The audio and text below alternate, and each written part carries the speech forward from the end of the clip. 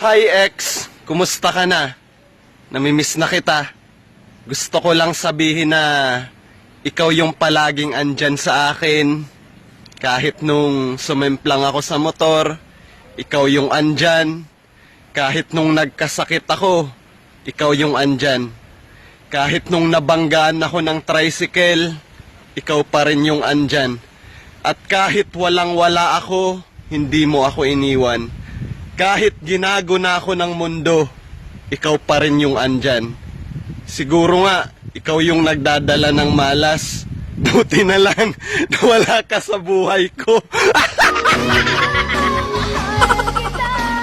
Kahit di pinapansin ang damdamin ko, pinagmana ko No. Check mo yung comment section. Bigyan kita ng swerte ngayon.